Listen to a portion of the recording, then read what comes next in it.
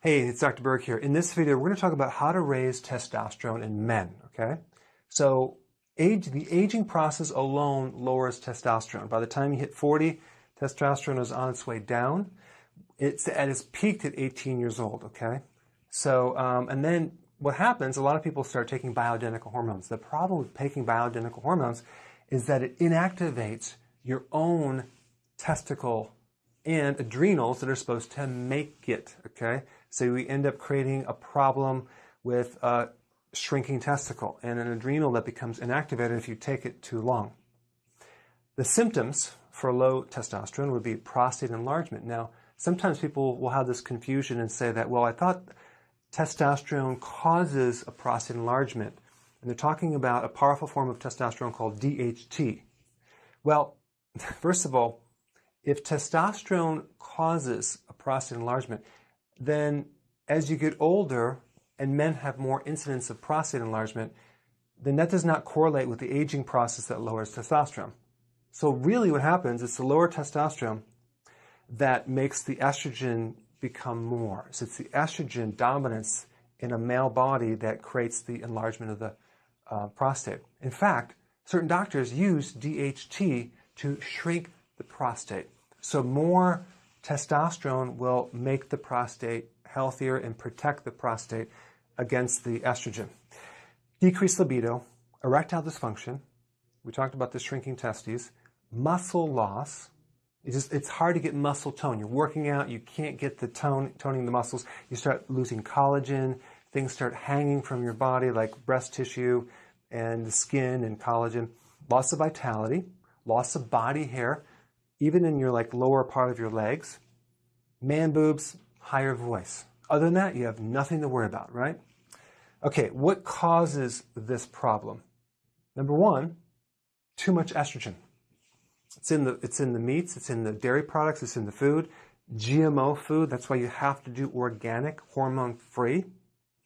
It's even in the water supply. There's estrogen if you do tap water. So that's why you have to get a filter and only drink filtered water. And most filters will get rid of the estrogen. But yeah, it's in the water supply. Having liver be damaged. If you have a fatty liver, you're going to produce more estrogen, and that's going to lower testosterone, unfortunately. If you drink alcohol, that's very estrogenic. That's going to make the estrogen go up and the testosterone go down. I'm sorry, but that's the way it is. High insulin. Insulin from sugar, like grazing at night, snacking too much. Like by the time you have dinner and you keep eating from that point while you're sitting there watching TV, it's going to spike insulin and it's going to lower testosterone. So you want to do 3 meals a day and that's it. Maybe even 2 meals a day.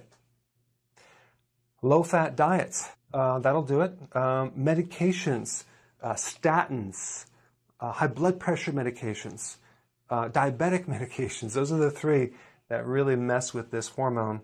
And this other thing called high aromatase. That's an enzyme in your body that's made by the adrenals. It's also made by the testes that converts your testosterone to estrogen.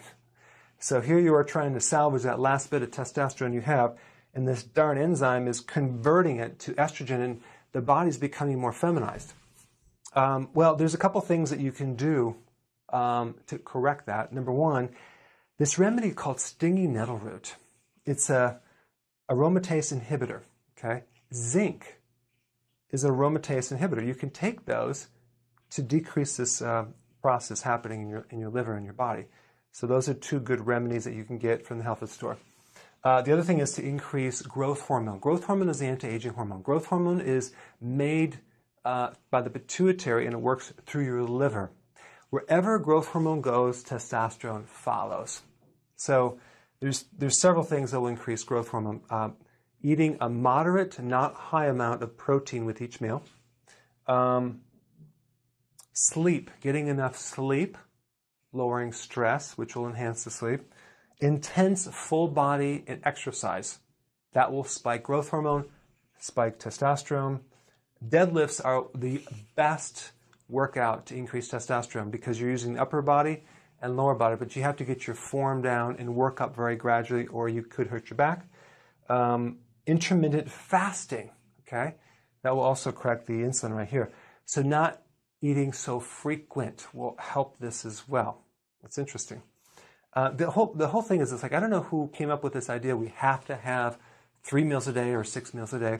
You gotta want to eat when you're hungry. If you eat the right things, you're going to be more satisfied. You'll work off your own fat and you'll need to eat less. But you never want to eat if you're not hungry. Okay, anti-estrogenic foods. That would be cruciferous, okay? Kale, broccoli, Brussels sprouts, cabbage.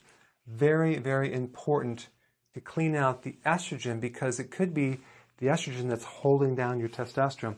If you want something to enhance that, I have a product called Whole Cruciferous Food. It has all the cruciferous. You take about 6 of these, 3 to 6 a day, and that will help you to enhance these cruciferous foods. And then you want to decrease cortisol. Cortisol is a stress hormone from the adrenals, and that is kind of dependent on how much sleep that you get, but also sun. I had this guy, he had this pot belly, and all you have to do is go to Florida for 1 week in the sun, and it just comes right down. It's amazing. So a good amount of sun lowers cortisol. That will help shrink the belly as well. So that's another remedy. Yes, you can do vitamin D in the winter, but if you can get some sun, that would help lowering cortisol. Okay? So these are just some tips to help you enhance this hormone. So put your comments below. Thanks for watching.